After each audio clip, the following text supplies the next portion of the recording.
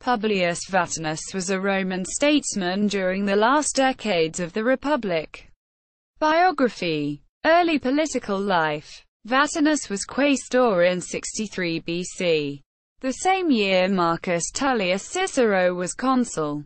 Cicero believed that Vatinius was elected on account of the influence of another of the consuls. Cicero sent him to Puteoli to prevent the gold and silver from being carried away from the city. But his extortions were so oppressive that the inhabitants were obliged to complain of his conduct to Cicero. He later served as a legatus under Gaius Cosconius. Again, Cicero claims that while there he carried out robbery and extortion in the service of Caesar.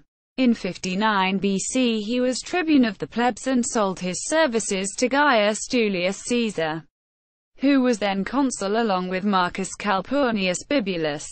Vatinius was the most zealous partisan for Caesar. He brought forward several proposals before the people, including the bill by which Caesar received the provinces of Cisalpine Gaul and Illyricum for 5 years, to which the Senate afterwards added the province of Transalpine Gaul. Cicero accuses him of setting the auspices at defiance, of offering violence to the consul Bibulus, of filling the forum with soldiers, and of crushing the veto of his colleagues in the tribunate by force of arms. It was during his tribunate that Vatinius brought forward the informer Lucius Vettius, who accused many of the most distinguished men in the state, and among others Cicero, of a plot against the life of Pompey. Vatinius left Rome with Caesar to serve as a legatus in Gaul. But soon he returned to Rome to run for further political offices. But he failed in standing for the praetorship. His animosity towards Cicero continued and he appeared as a witness against Milo and Cestius, two of Cicero's friends. Cicero spoke on behalf of Cestius with a scathing speech against the character of Vatinius' praetorship. After a fair amount of turmoil, Gnaeus Pompeius Magnus and Marcus Licinius Crassus were elected to the consulship for 55 BC. Marcus Porcius Cato was put forward by the optimates for the praetorship.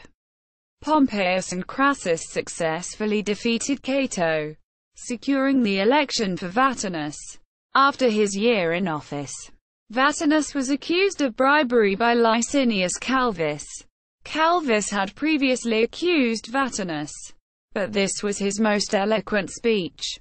Vatinius even interrupted him to exclaim, "I ask you, judges, if I am to be condemned because the accuser is eloquent." Cicero, despite his previous attacks against Vatinius, defended him because he was afraid of offending the triumvirs and wanted their protection from Publius Claudius.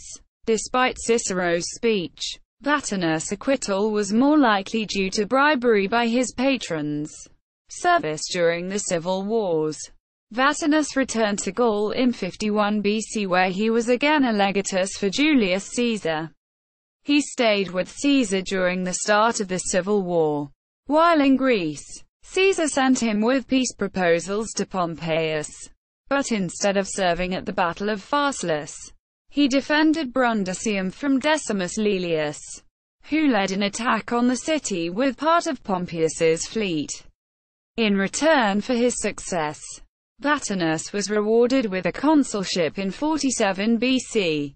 In 46 BC he was sent to Illyricum with 3 legions and defeated Marcus Octavius, a Pompeian partisan with a large fleet, for which he received an ovation.